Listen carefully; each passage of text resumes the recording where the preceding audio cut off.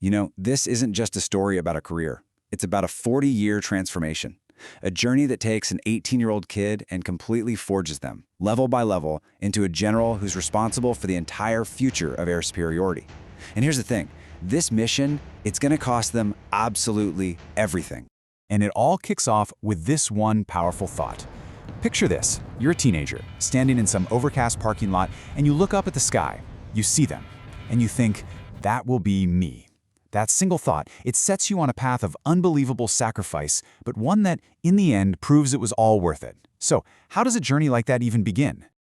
Well, the first act isn't what you'd think. It's not about learning to fly. It's about being unmade. See, to build a warrior, you first have to systematically dismantle the individual, stripping away every last piece of their ego. The journey starts way before you ever put on a uniform. Imagine you're 18. You apply. But nope, you're rejected. Why? A tiny vision flaw. You're just 0.1 points off. Now, most people would just stop right there. But this path, it demands something else. You don't quit. You hit the books, you do the research, you find this one single waiver precedent from years ago. You get corrective surgery on your own dime and you reapply. That's just the price of admission. And what's your reward for all that? You show up at the Air Force Academy, where they literally box up your old life, your clothes, your posters, everything, and ship it home. They shave your head and they give you a number. The process of ego removal, it is officially begun. Here, your individuality isn't an asset, it's a liability. And you learn pretty quick that the most crucial lessons happen outside of any classroom.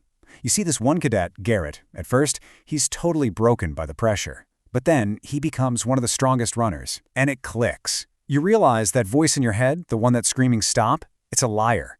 Learning to push past that voice isn't just about running. It's about forging the kind of judgment you'll need at 50,000 feet, where there are absolutely no second chances. This whole idea gets institutionalized in a place they call the debrief. And let me tell you, the honesty in that room is brutal. This isn't your average performance review. This is a survival mechanism. Every single flight is replayed. Every flaw is put on display, not to shame you, but to keep you alive. This is where you learn to be wrong, loudly and quickly. Because up there, in the air, ego is fatal. So, once your ego has been sufficiently dismantled, you're finally ready to meet the machine. And this isn't just any machine. We're talking about becoming one with the F-22 Raptor, a true apex predator of the skies. The F-22 isn't something you just fly. It's a weapons system you have to manage at the absolute bleeding edge of physics. We're talking stealth, the ability to go supersonic without afterburners, thrust vectoring that basically defies aerodynamics. It's feeding you more information than your brain was ever designed to handle.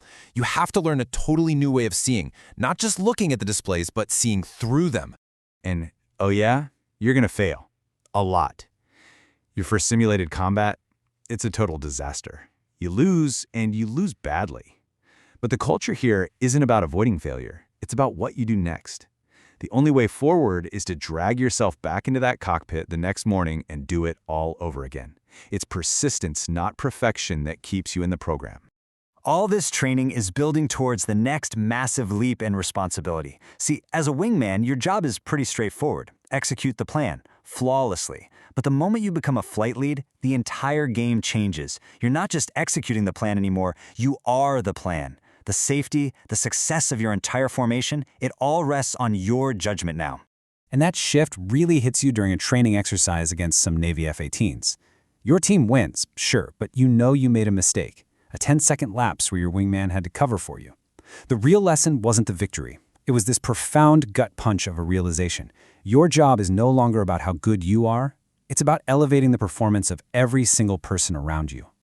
And that leads right into the third act of your career, the pivot from your own personal mastery to the heavy and often invisible burden of command. The focus isn't you anymore. It's on everyone you lead.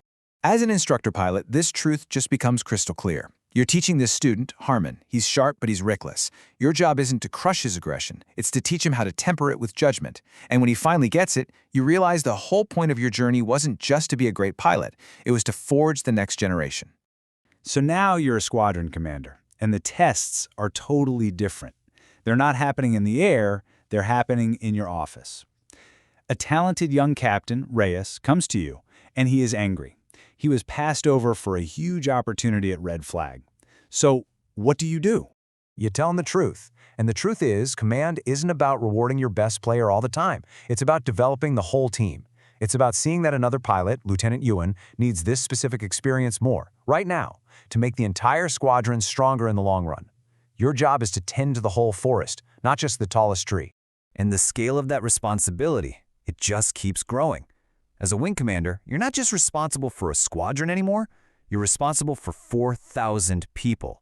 4,000 careers, 4,000 families, 4,000 lives. The most important decisions you make now happen far, far away from any cockpit. The file of a 28-year-old pilot, Captain Donahue, hits your desk. He's looking at a career-ending medical diagnosis. It's a Saturday. No one else is around. No one is watching. You make one quiet phone call to the flight surgeon at his house. You just ask, have we looked at every single option here? Turns out they hadn't. Weeks later, Donahue's back in the air, his career totally saved. He never ever knows you intervened, and you never tell him. That's the unseen burden and the quiet honor of command. And that brings us to the final act.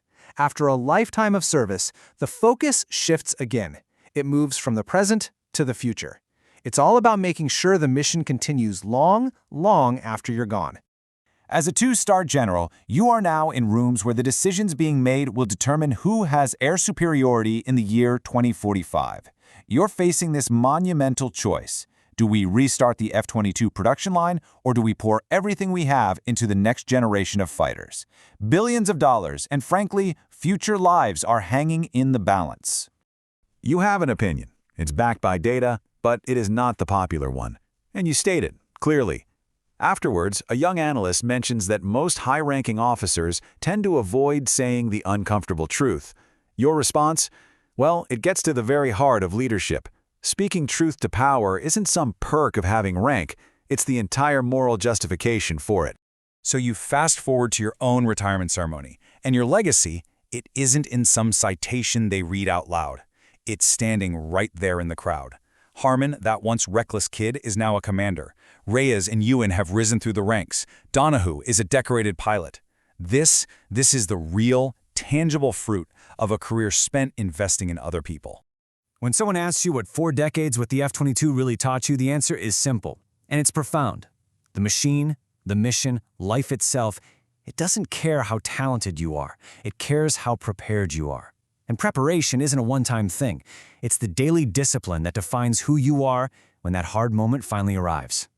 In the end, you watch 2 Raptors climb into the clouds and just disappear. You drive home knowing your part is done. But the mission? It never truly ends. It simply transfers to the next generation you helped build. And that leaves all of us with a final thought. What are you building? What will your legacy be?